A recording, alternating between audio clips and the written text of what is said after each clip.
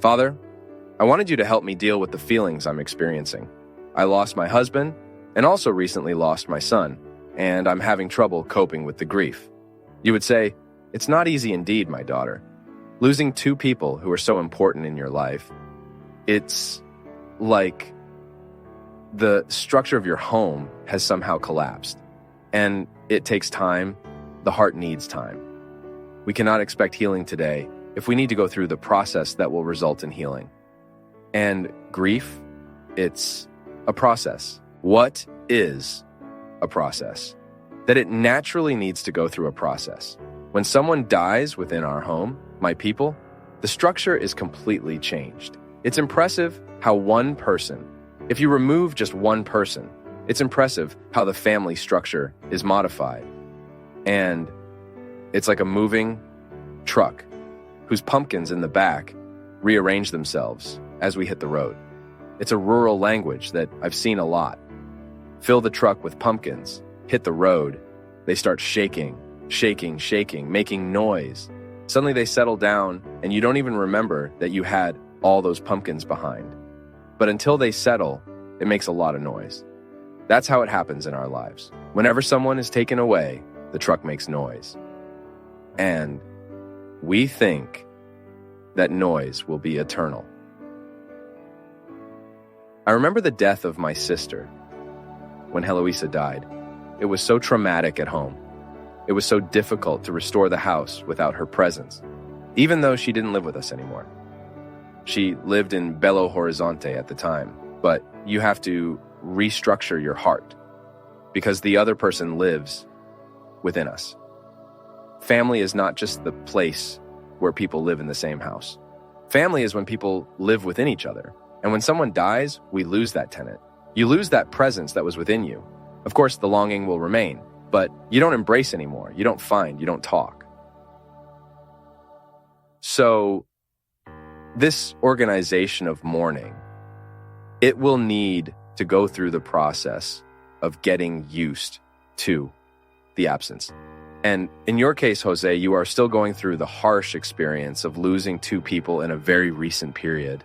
My daughter, you will have to have a lot of patience with your feelings. This won't change overnight. You will have to accommodate these two people in your longing, in your feelings, so that you can continue your life as it was before. Of course, it will never be the same, because it can't.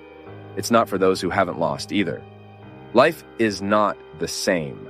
Life can never be the same, even for those who haven't lost. Life is always in motion. Just the other day, a friend of mine found out her son was ill. She was devastated. The same illness her husband had, which was extremely painful for them, she found out her son had too. What to say? Of course, we say, I'm with you, I'm praying with you, but that's a dilemma she will need to face. No matter how much I love her, I cannot enter her heart and live that suffering for her. I even took her in all the intentions of my masses during the pilgrimage. And I asked God, I asked Our Lady in a special way, since we were in Marian territories, that Our Lady would do in her heart what God did in your heart when accompanying the agony of your son. The boy's illness is not a death sentence, but it touches on hardship. It touches on suffering. We don't want our children to be ill.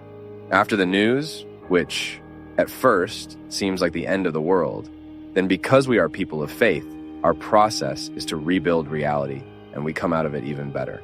So we can never want life as it was before. That's something for children. That's an illusion. Life will never be the same for those who have lost and for those who haven't.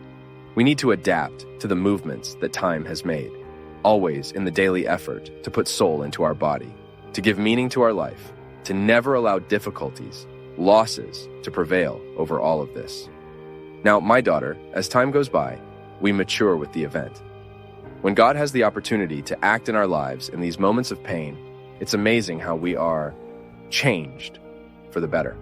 And this is possible, yes, not only because it happened in my life, but because it happened in the lives of thousands of people who give wonderful testimonies of overcoming, who help us understand the pedagogical dimension of pain, of suffering. It's the proof before our eyes of many people who have also gone through the harsh experience of losing children, husbands, mothers, siblings, boyfriends, girlfriends, spouses.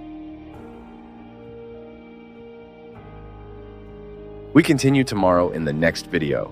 Complete conference links in the description.